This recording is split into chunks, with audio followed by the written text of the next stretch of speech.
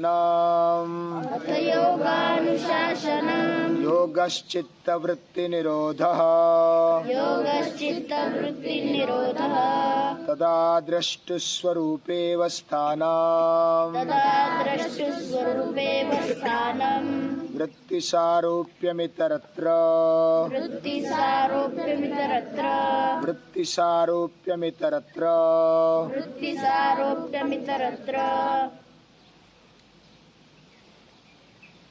हम जो गुरु के पास दो विद्यार्थी गए थे, वह कहाँ बैठे?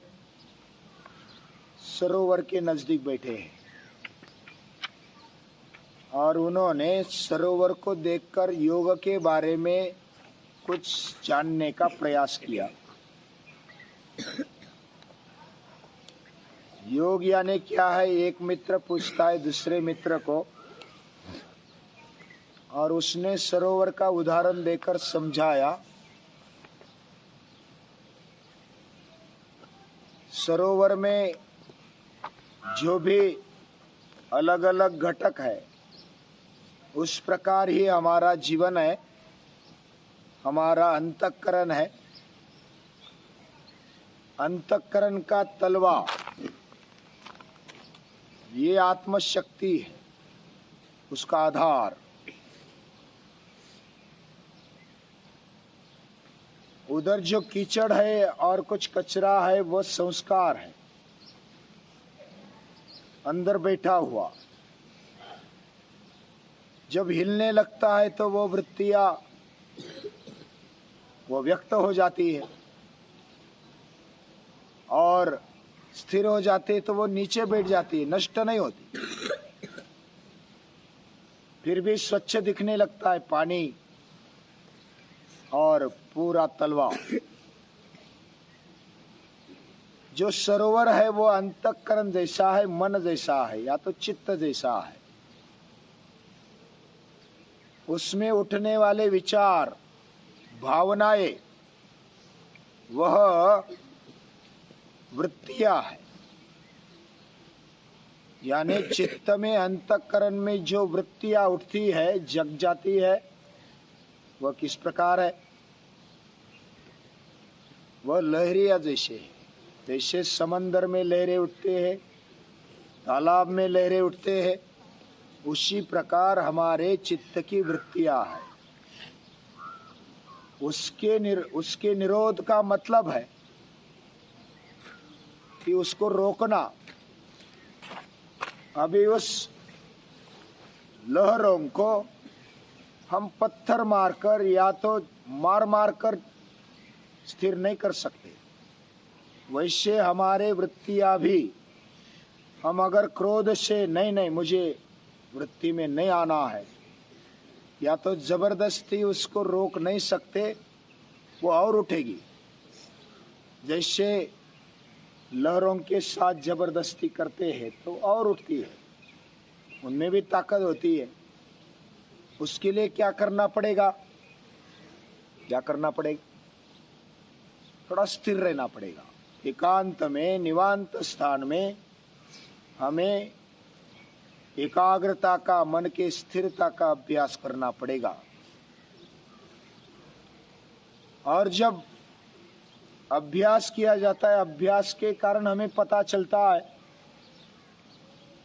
उनकी बातचीत चल रही है, वो दोनों फिर जंगल में घूमने के लिए जाते हैं, और थोड़ा 1-1.5 किलोमीटर जाने के बाद उधर समंदर भी है। वो घूमते घूमते समंदर की ओर जा रहे हैं। समंदर देखने को सभी को अच्छा लगता है, तालाब भी देखते हैं, निसर्ग देखते हैं तो सभी को अच्छा लगता है। वो जाते हैं, जाते जाते वो एक मित्र बोलता है कि हमने अपने गुरुजी ने घूमने के लिए परमिशन दे दिया और हम घूम रहे हैं। और जब घूमने के लिए कुछ बताया गया, इसका मतलब हमारे शिक्षक के मन में, हमारे गुरु के मन में कुछ है कि हम देखकर कुछ सीखे, इसलिए हमें भेजा, इसलिए हमें इधर घूमने के लिए परवानगी दे दी है। वो जाते हैं, अलग अलग प्रकार के वृक्ष देखते हैं, पशु पंछी देखते हैं, कुछ पेड़ पौधे देखते हैं, उनको बहुत ही अच्छा लगता है। उन पेड़ पौधों पर कुछ फूल आए हैं, पत्ते आए हैं, कलियां है, कुछ फल है, ऐसा अलग अलग रंग रूप उनको दिखाई देते हैं। फिर वो मित्र बोलता है, ये जो निसर्ग है ना, सृष्टि है, उसमें वैविध्य है, यानी हर कोई वृक्ष अलग दिखाई देता है, उसमें कुछ छोटे कुछ बड़े हैं, पंछी भी अलग अलग प्रकार के, अलग अलग रंग है, रूप है, उनका आकार है। जब सभी ओर देखेंगे तो वैविध्य दिखाई देता है। वैसा सृष्टि में भी जिस प्रकार वैविध्य दिखाई देता है, उसी प्रकार हमारे अंतःकरण में भी वैविध्य है। वैविध्य होने के बावजूद भी जो आधार है सभी का, वो एक है। जैसे पृथ्वी सभी का आधार है, और पृथ्वी पर वृक्ष है, वेली है, पशु है, पंछी है, अलग अलग प्रकार के, जैसे तालाब है, नदियां है, पर्वत है, नाले है, ऐसे अलग अलग प्रकार का ये पृथ्वी पर ही दिखाई देता है। फिर भी सब पृथ्वी के आधार से ये उपस्थित है। उसी प्रकार हमारा जीवन, जैसे हमने रथ के बारे में सुना, तूने रथ के बारे में सुना, ऐसा मित्र कहता है। रथ क्या है? ये शरीर है। रथ की उपमा दे दी शरीर को, और शरीर के अंदर जो शक्ति रूप में, बल रूप में बैठा है, वह है आत्मशक्ति, वह चैतन्य है। वह ईश्वर चैतन्य रूप में हमारे अंदर रहता है, और उसके ही आधार से, जैसे आकाश के आधार से अलग अलग ग्रह, तारे, नक्षत्र रहते हैं, उसी प्रकार ये चैतन्य के आधार से ये सब बुद्धि है, अहंकार है, मन है और इंद्रिया है, ये सब रहते हैं, हलचल करते हैं। अगर आकाश नहीं है तो तारे रहेंगे? नहीं रहेंगे। अगर पृथ्वी नहीं है तो वृक्ष, वेली, नदी, नाले, पर्वत रहेंगे? नहीं रहेंगे। वैसे ये चैतन्य शक्ति आधार रूप में है, और उस पर ये वैविध्य दिखाई देता है। ये वैविध्य होने के बावजूद भी उन सभी में यह चैतन्य बसा है, इसलिए इनकी हलचल होती है। वैसे घूमते घूमते, चर्चा करते करते समंदर के किनारे जाते हैं, और उनमें बातचीत चल रही है कि जिसको अपना स्वरूप मालूम पड़ गया, और वही स्वरूप, वह उसी का खुद की पहचान, खुद का रूप हो जाता है। उसको बाकी कुछ याद नहीं रहता। मेरा नाम क्या है, ये सृष्टि कहाँ है, किधर है, वह सभी और वो चैतन्य ही दिखाई देता है। तदा दृष्टु स्वरूपे वस्थानम, यानी समंदर के नजदीक गया, और उसने कहा, ये जो समंदर है ना, कितना बड़ा है, हमारी नजर नहीं ठहरती, इतना लंबा पानी होता है। क्षितिज के उस पार भी समंदर ही है, और ऊपर जो लहरें उठ रही है ना, ये लहरें यानी वृत्तियां है, और उसके नीचे समंदर है, पूरा समंदर ही व्याप्त है। लहरें समंदर से अलग नहीं है, वह समंदर का ही एक भाग है। वैसे हम भी उस चैतन्य के भाग है, अंश है।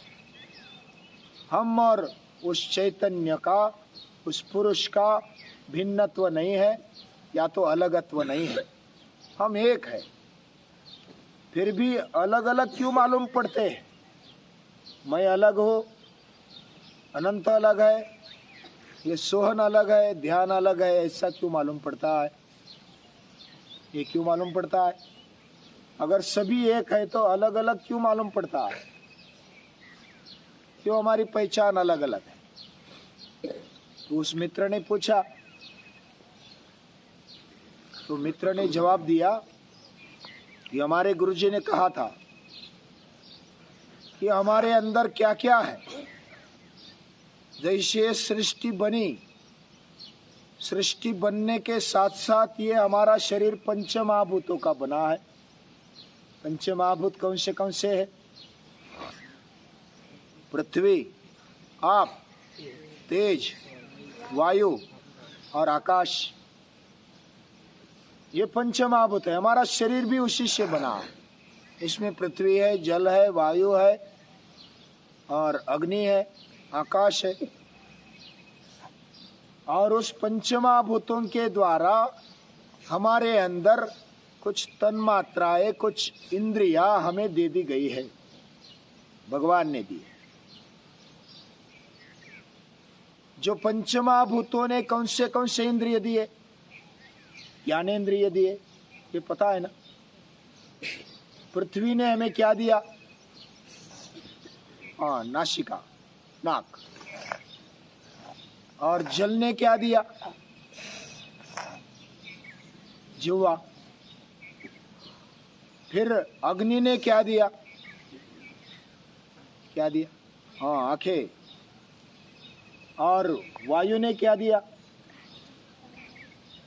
क्या दिया? हाँ, त्वचा दे दी, त्वचा। और आकाश ने क्या दिया? हाँ, कान दे दी, बराबर। महर्षि ने बराबर कहा। यानी एक एक महाभूत ने, पंच महाभूतों में से एक एक महाभूत ने हमें एक एक इंद्रिय दे दिया। उसके लिए विषय भी दे दिए। विषय कौन से दिए है? नाक को कौन सा विषय है? वो गंध ले सकता है, तो पृथ्वी से हमें गंध मिलता है। पृथ्वी ने नाक दे दिया, उसका विषय भी दे दिया, हमें गंध आता है, सुवास, दुर्गंध और सुगंध भी आता है। दूसरा कौन सा है तत्व? जल तत्व है। जल ने क्या दिया? जिह्वा दे दी। और जिह्वा को क्या विषय दिया?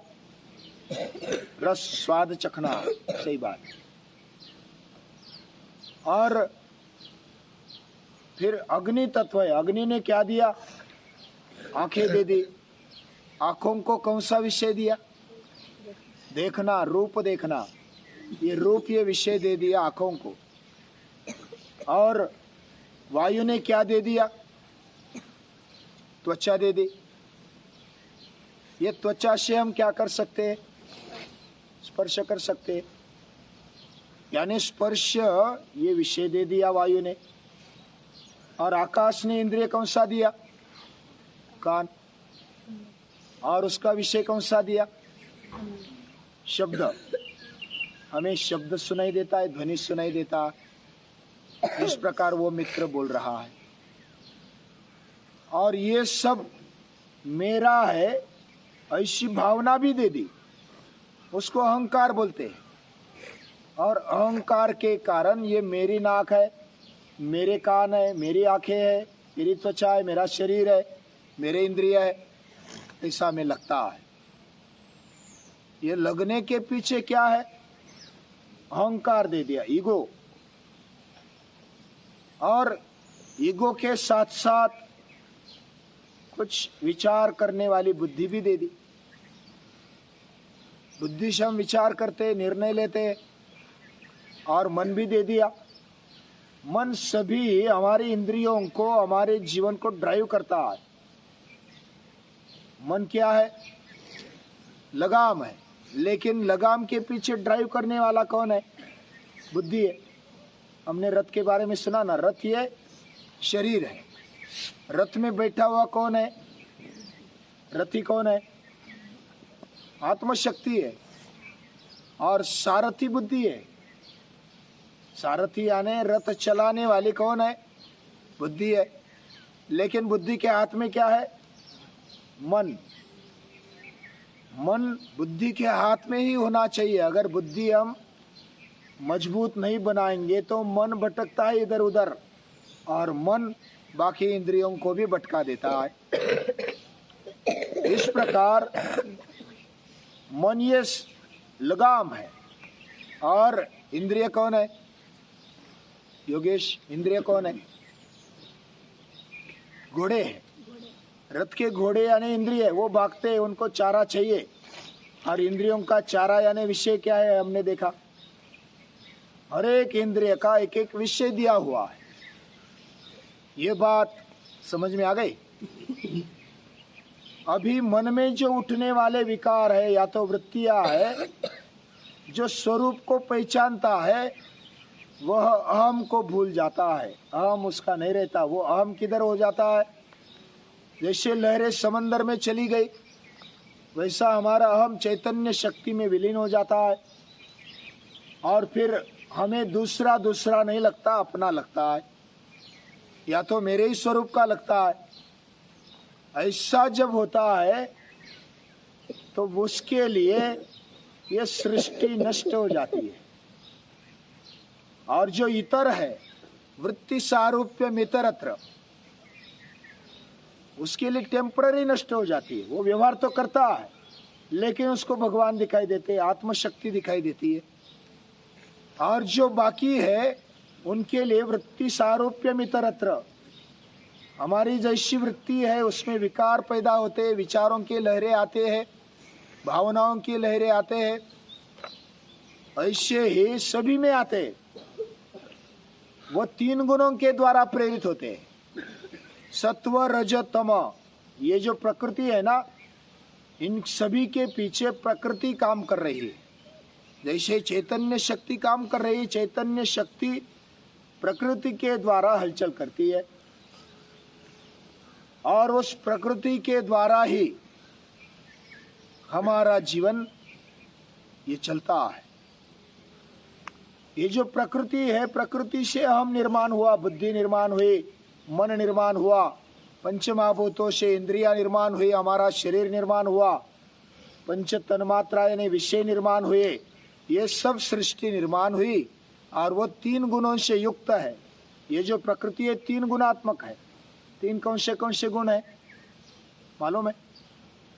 हाँ, सात्विक, राजस और तामस, सत्व रज तम।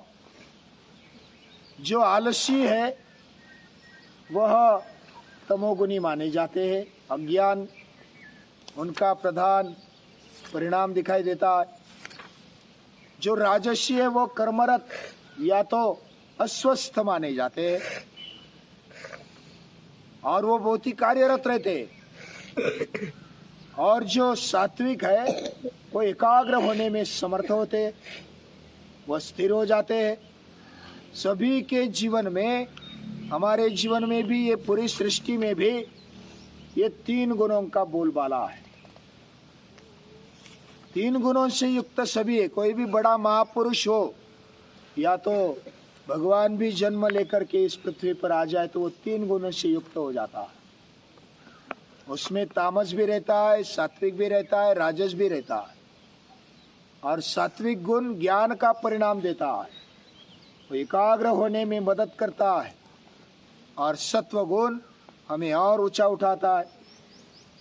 ये तीनों गुणों से और वृत्तियों से हमारा जीवन, हमारा मन भरा हुआ है। वृत्ति सारूप्य मित्रत्र, वो यहाँ का भी आदमी क्यों ना हो, भारत का हो या पाकिस्तान का हो, या तो ईरान इराक का हो या यूरोप का हो, ऑस्ट्रेलिया का हो या अमेरिका का हो, कनाडा का हो या अफ्रीका का हो, किधर का भी हो, वह ऐसी वृत्ति रखता है, सात्विक राजस तामस।